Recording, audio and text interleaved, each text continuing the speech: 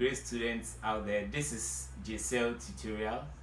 I welcome you once again to this platform and channel where you study social studies, and I teach you how to understand this subject the simple way and also answer questions on this particular subject. You are welcome again, and if it is the first time you are watching me on this particular channel, you know what to do.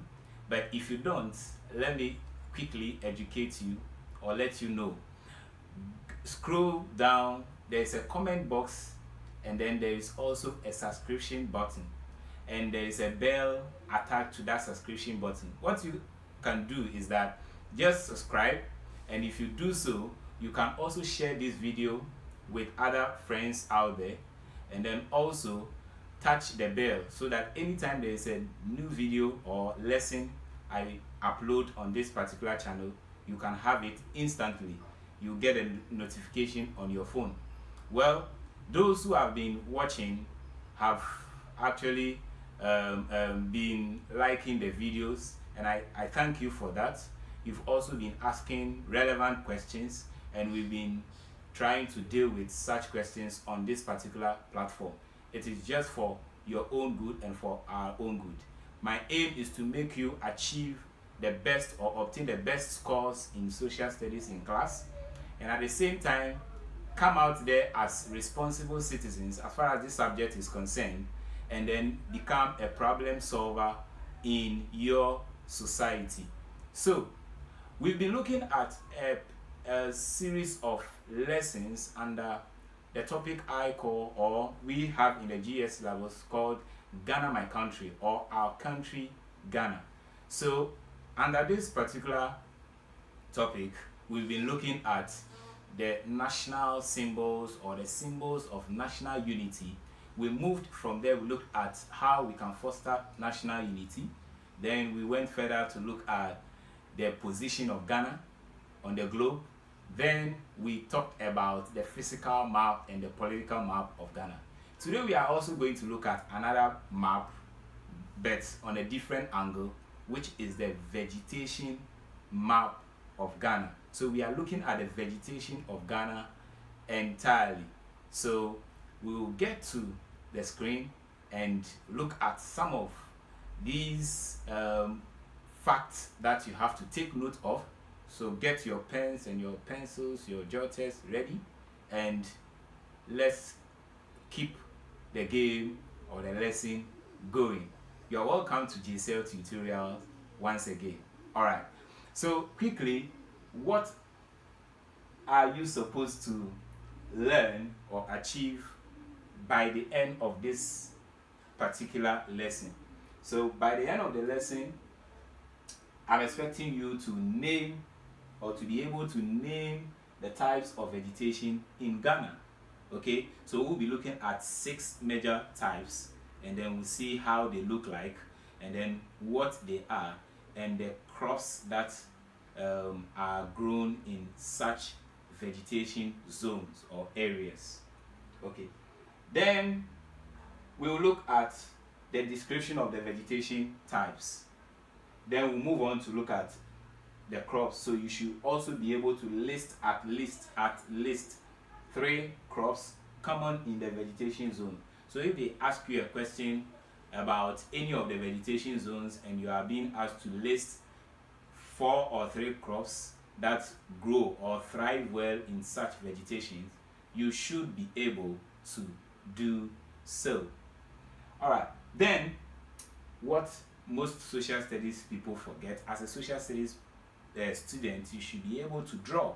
Yeah, so you sketch the map, the vegetation map of Ghana, like we did under the political map. You should be able to sketch and then show the vegetation zones. You can do it with colors, but mostly in the exams you don't have to use colors. But most at times to the final year exams, they draw it for you, put alphabets in there or Roman numerals, and they ask you to name them according to the Roman numerals that have been put in those vegetation zones.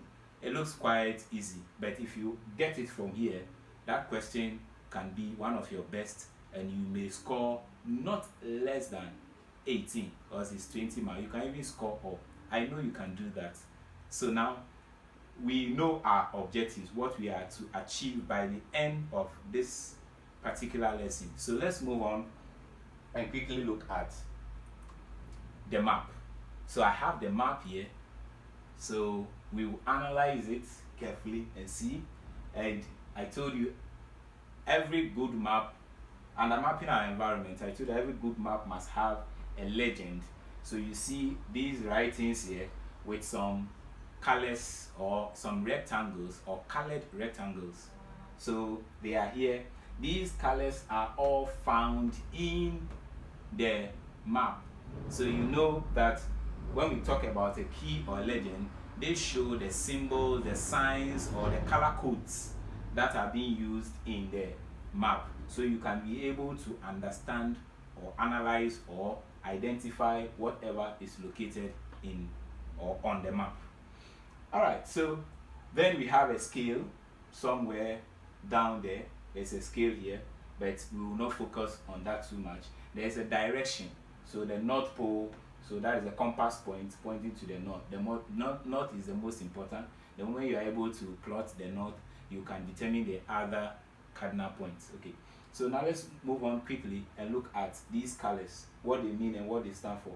So there is a blue one here. The blue is representing the River Volta. We did 3D features, so you can tell I told you that on a topographical map or on a map, on a physical map, blue is used to represent water bodies. Okay, so we have River Volta with the Black Volta and the White Volta from Burkina Faso as tributaries or smaller rivers joining the main one. So they are linking this one, and then it flows and then enters Adan, okay, in the Greater Accra region, and also part of Keta in the Volta region. Okay, now let's go to the vegetation, the colors. You see this ash one.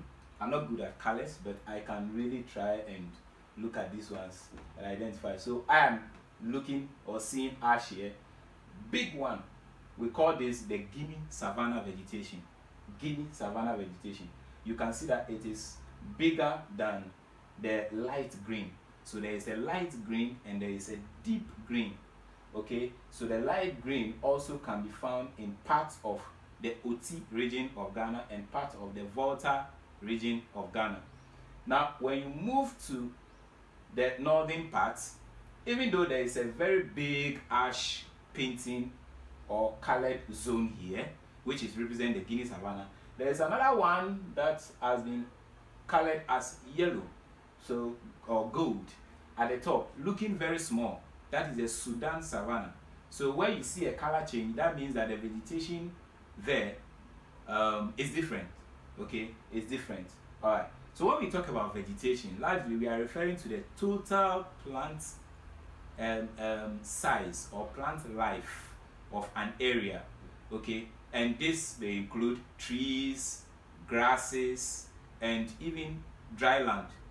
Okay, why am I bringing in dry land? Because take note, the vegetation of a place is largely or highly determined by the amount of rainfall. I'll repeat that again. The vegetation of a place is highly or largely dependent or determined by the amount of rainfall. Now, what does that mean? It is the amount of rainfall that is experienced at a place that will determine the vegetation or how plants will grow. So I hope you understand that. You have done photosynthesis in science and you have done dispersal of seed and all those things. You know the conditions that are necessary for a plant to grow or a seed to germinate. So that is why we are looking at. So it tells you that where we have the very deep green, tells you that rain falls a lot in this area. Of course, this is in the western region, okay, the western region. So in the Axim area here, and then part of Cape 3 Point where we have our oil field, there is a high or the highest record of rainfall. So Axim is noted for for that. Axim is noted for that. When we get to the pictures, you see the kind of trees or crops that are grown or that we see growing or thriving in such areas. Okay, the light green, so the deep green is called the tropical rainforest or the evergreen forest or tropical evergreen rainforest. The trees in that area are always green, so evergreen. Okay, tropical rainforest. Then when you get to the light green part, where we have this part covering the western north, then one of the newly created regions, western north, and then we have part of central region, and then part of eastern region, and then also the entire Ashanti region, and then we have part of Bono region, Ahafo region, then coming down to this area, western region itself. Okay, even the western region, we have the tropical rainforest covering that part, but we still have this particular vegetation, and this is called the moist semi-deciduous forest. Moist from the word moisture, amount of water content, okay, in the environment or in the atmosphere. So moisture, so you have that. That means there's quite a level of rainfall or an amount of rainfall which is that heavy, but not as heavy as the tropical rainforest. So here too, they experience heavy rainfall. Okay, so when that happens, the plants are able to grow very well, and then we can have some tall trees in such areas and some good crops that we can export. We look at such crops. Okay, then we check the coastal area ranging from part of Aflao in the Volta region, then from there Denu, then Keta, then from there Adan, Sege, Accra, moving from there to Tema, and then to Cape Coast. From there, then you get to parts of Mankesim, Winneba, all these areas, the coastal areas, okay, generally. So you have these so we have the vegetation called the coastal thicket or the coastal scrub or grassland.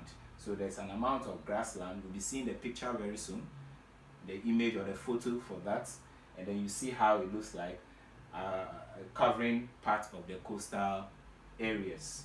Okay, then moving upwards, just above the coastal grassland, there is one painted also ash. Okay, that means that part of the Guinea Savanna can also be found in areas around Ho and then Bandu, those areas coming down to part of eastern region, okay, where we don't have a lot of high rainfall or high amount of rainfall. Okay, these areas too are being covered by the Guinea Savanna, So we've looked at these. Now let's see how they look at in terms of their physical appearance. Okay, physical appearance. Let's see how they look at.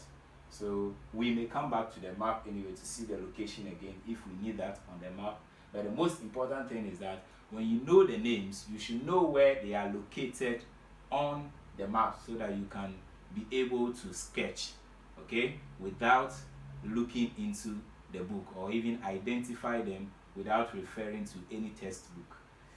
Okay, so this is the tropical evergreen rainforest, tropical or evergreen rainforest. You can see the thick trees over there, very tall, and their roots penetrate deeply because of how they grow. Okay, so we say they have buttress roots. So be taking note of these points. The trees in the tropical rainforest have buttress roots. It means that they can actually go deep into the soil and then support the trunk or the stem of their trees. Okay, so buttress is spelled Buttress. That's buttress. Okay, so they have buttress roots.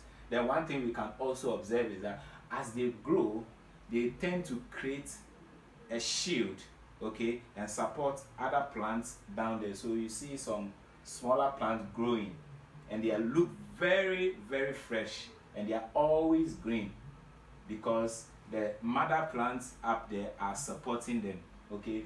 And they, as they grow, because of how they extend their branches, because they are getting a lot of amount of rainfall or good rain, so they are just growing anyhow.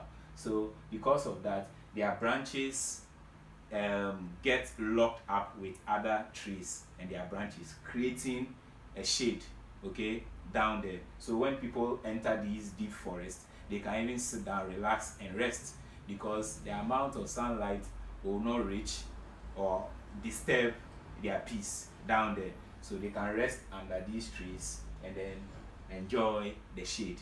Okay, so we said they have interlocking branches. Their branches interlock, so you can see some here in the photo. As they grow, they have interlocking branches. They are very tall, they have buttress roots, and they have interlocking branches, and they then support the plants down there. So at times, because sunlight is one of the factors or conditions necessary for photosynthesis, because they block or shield the sunlight from the smaller plants down there, most at times we don't see the smaller plant growing as high as the mother plants, okay, because they are not getting enough of the sunlight. Yeah, so those of you who have this idea in science can really tell what I'm trying to explain over here. All right, so this is a tropical rainforest. Okay, so you find a lot of timber here because of how their trees grow. So you get a lot of timber, the mahogany, the wawa, odum, sapele, among others. Okay, let's see this. This is the moist semi-deciduous forest. So I had to bring this immediately after the tropical rainforest, just because when you look at the tropical rainforest, if you are not careful, you might confuse it with the moist semi-deciduous forest. Check the spelling of deciduous. There is a U after the D. Okay, most at times students write it without the U after the D, and they bring OUS. So it is UOUS, as in the spelling of continuous. Continuous. Okay, the ending 4 letter words. All right. So what is quite different from this and then the tropical evergreen?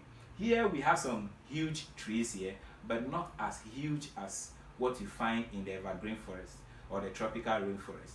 Okay, they grow very tall, but one thing you should take note of, that in the tropical rainforest, the leaves are always green. That's evergreen. But when you come here during intense dry season, where there is too much heat, these leaves have to wither or fall off. So the trees here will shed off their leaves. That's the trees in the moist semi-deciduous forest. They shed their leaves or wither in order to prevent too much transpiration. Transpiration is when plants lose water. Okay, when humans lose water, we say dehydration has taken place. Okay, then when water bodies lose water, we say evaporation has taken place. And when it comes to plants, we say transpiration has taken place. So when the temperature is too high for them, especially during the dry season, the leaves have to fall off. They dry and then they wither. That's what happens to the trees here. But when you get to the tropical rainforest, they are evergreen. That's the difference between them. But you can also find quite some big trees over here that possibly could be used for timber, but not most at times. Not most at times. So they also look very fresh. And then we can also have some forest over here. We look at the crops that also grow here or thrive well in this particular environment or ecosystem or vegetation zone. Okay, we'll quickly come back to this. This is the coastal article, but before we look at this, we will go to the largest vegetation zone in Ghana. The largest vegetation zone in Ghana. So the Guinea Savanna is described as the largest vegetation zone in Ghana. So we see where it covers. So let's come back to the map. So when we come back to the map, you see the area it covers. So take note of that for your objective test. Objective test. The largest vegetation zone in Ghana is the Guinea Savanna, and the smallest is the Sudan Savanna. We'll look at that picture. So let's go back to the Guinea Savanna. There you see occupying a large area, particularly in the northern zone, and then extending down to part of Bono Ahafo Savannah region, and then part of eastern region, Ashanti, and then also in the Volta region. So you can see how large it is. What do we see here? When you get to this particular vegetation, you mostly find tall grasses. You don't find a lot of trees like you do find when you get to the moist semi-deciduous forest or the tropical rainforest. Okay, so here you get to see a lot of tall grasses. Okay, then since I'm talking about tall grasses, let me show this, the Sudan Savanna. The difference is that you can find some trees here, like the acacia, the neem tree, the baobab tree, and then we have the shea butter tree.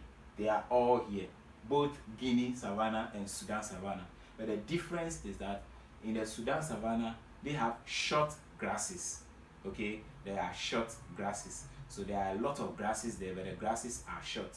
But when you come to the Guinea Savanna, the largest, there are tall grasses, and these grasses are many, okay, just as you see in the Sudan Savanna.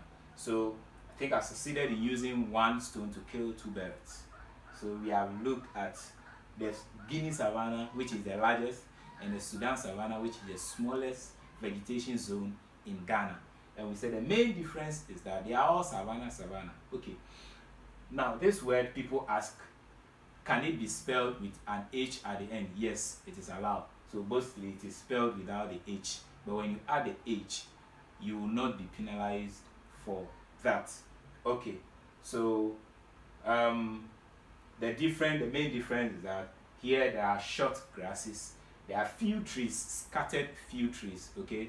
Then when you get to this place, to the Guinea Savanna, you find these scattered trees, but the grasses there are tall, and you find, I've mentioned the trees that you are likely to find over there. That is why the northern part of Ghana, they produce a lot of shea butter, okay, because the shea butter tree is common in that area. Then we have the baobab tree.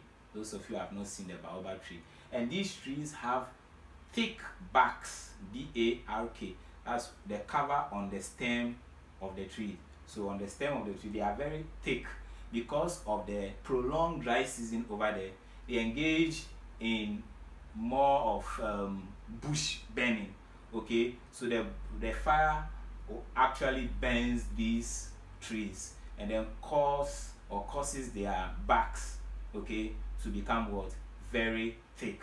So when they possess the thick barks too, they're able to withstand the dry condition, or the dry or the high temperature, so that when they get a bit of rainy season or wet season, they can start growing properly again and showing their green leaves. But that doesn't last for a very long time because they have a prolonged dry season. We'll talk about seasons in my next lesson, but for now, let's focus more on the vegetation. Okay, so we are done with this. Let's quickly go to the mangrove swamp. The mangrove swamp. So here, the mangrove swamp, we have some water bodies here, a river. So Then we see some plants with some exposed roots, okay? Exposed roots. So that's how you describe the mangrove. And these roots are growing in this water.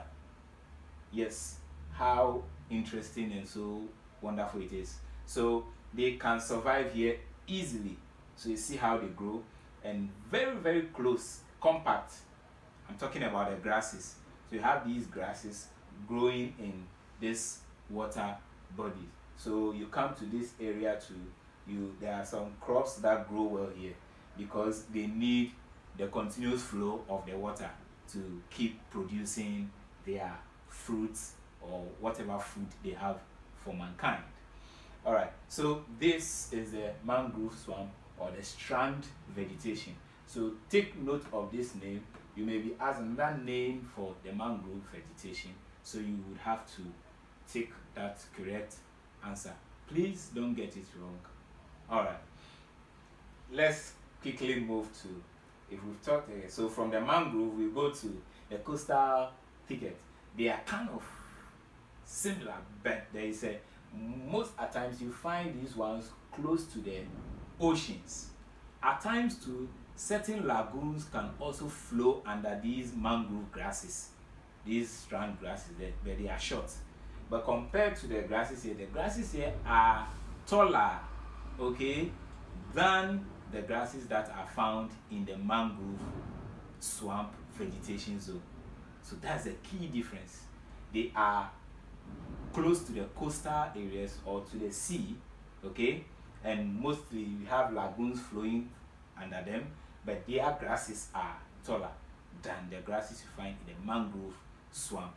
So even the mangrove swamp, it could just be a river, not a lagoon, just passing under the grasses, and the grasses will grow and survive. There are some plants that when they have too much water, they will die off, they can't survive. But some plants can actually survive in this accumulated water bodies, and that is what happens in the mangrove vegetation. So that's why this, because of its location near the coast or the beaches, we describe them as the coastal thicket or the scrub or the grassland.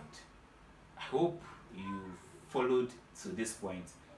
As we've gone through the pictures, take note of what we've said so far concerning the descriptions of these vegetation zones in Ghana. All right. So what are some few facts or some facts to know, or some keynotes to take? So we are looking at few facts you have to take note of. So we say the largest vegetation zone in Ghana is the Guinea Savanna. Don't forget that. Then the smallest is the Sudan Savanna. Then we talk about the second largest is the moist Semi-Deciduous Forest, the one covering areas around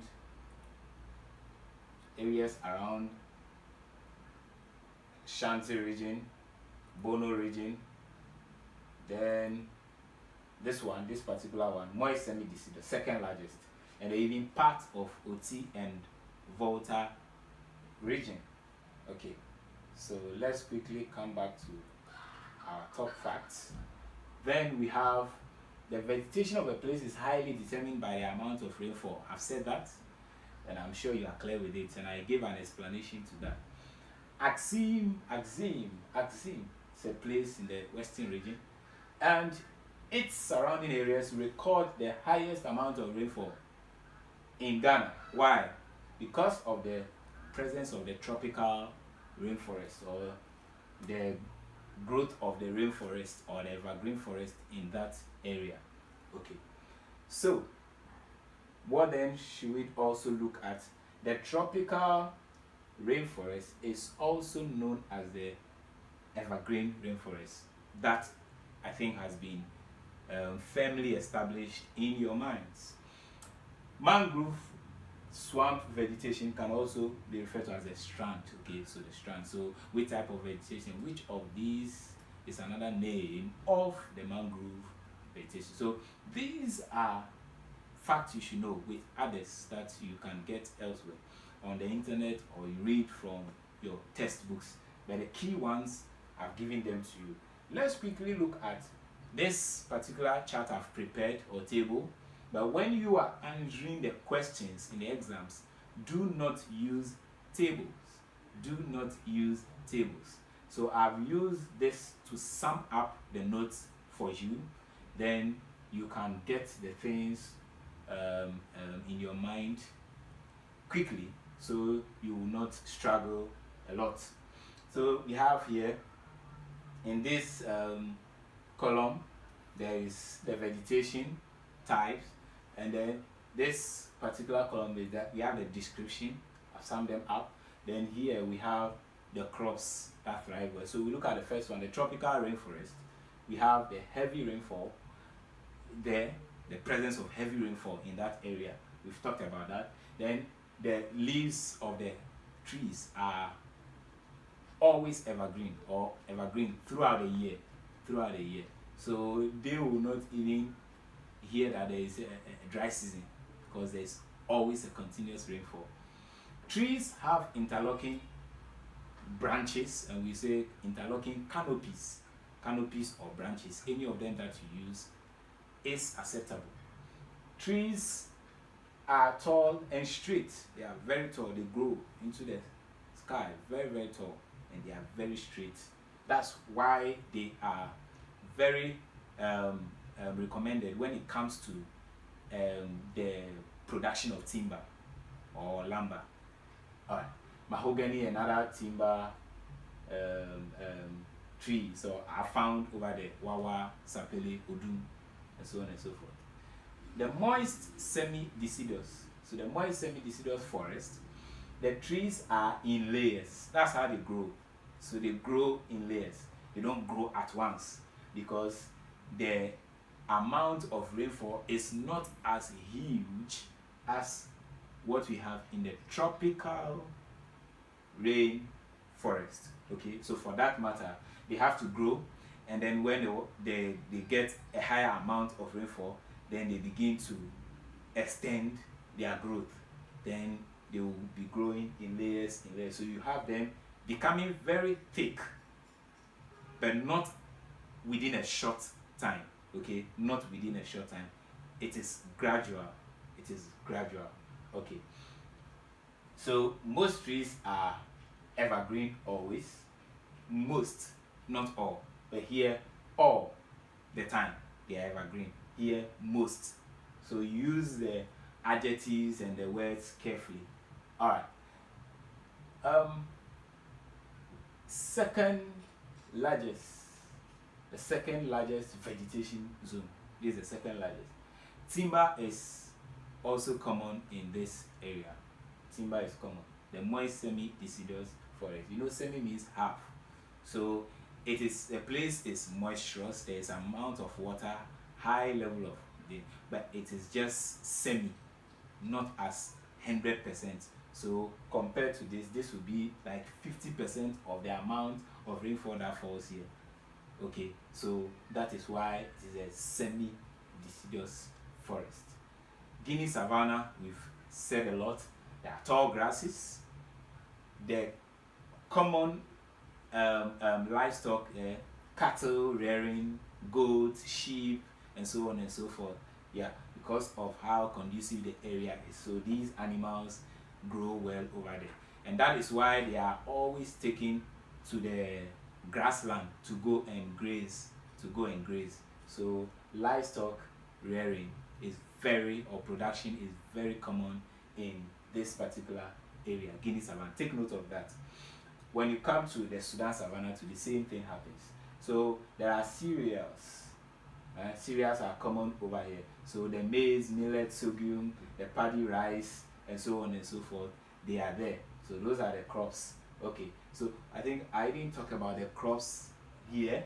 So the tropical rainforest, we still have the cocoa, coffee, plantain, cassava, oil palm, yam, maize, cola, and pepper.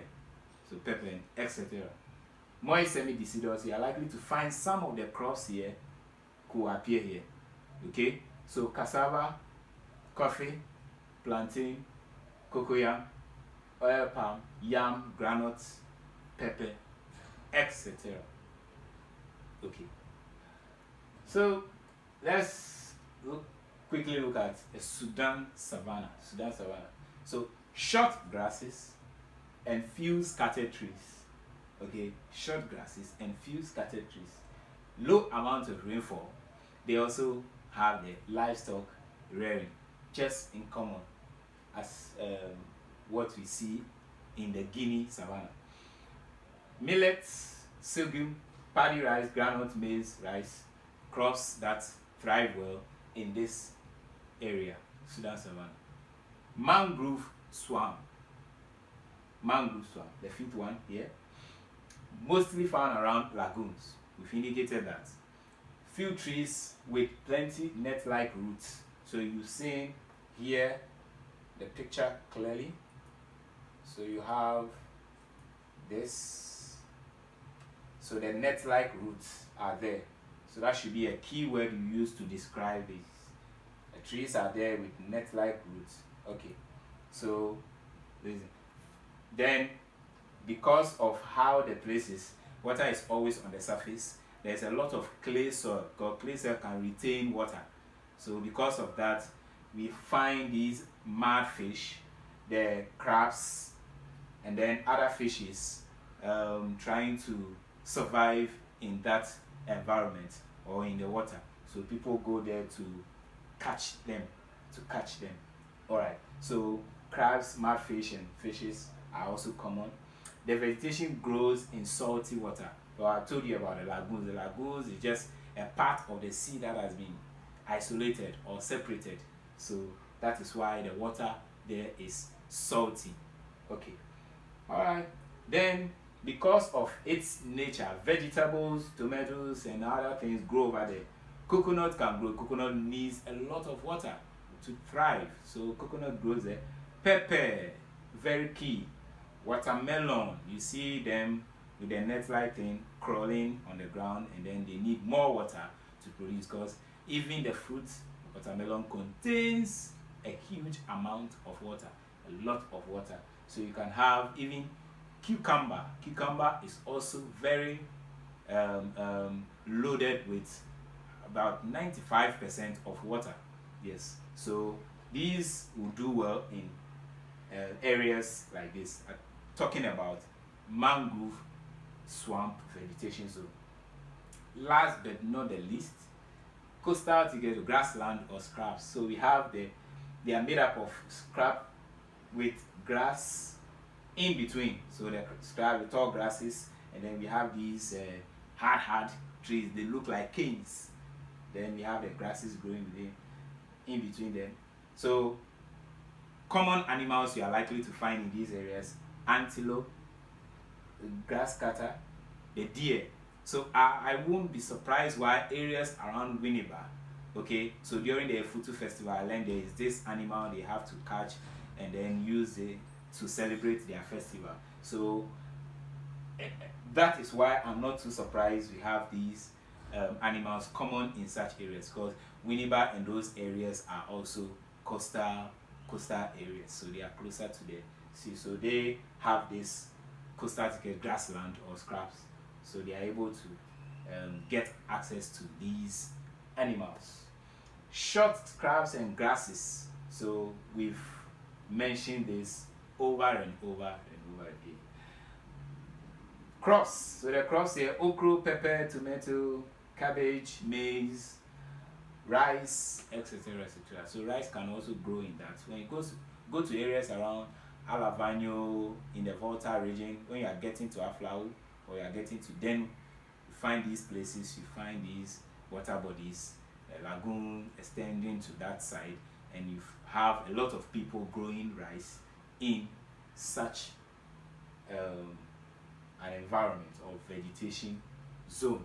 So these facts we have here, or writings we have here, actually sum up everything for us. So that is what we've been looking at so far.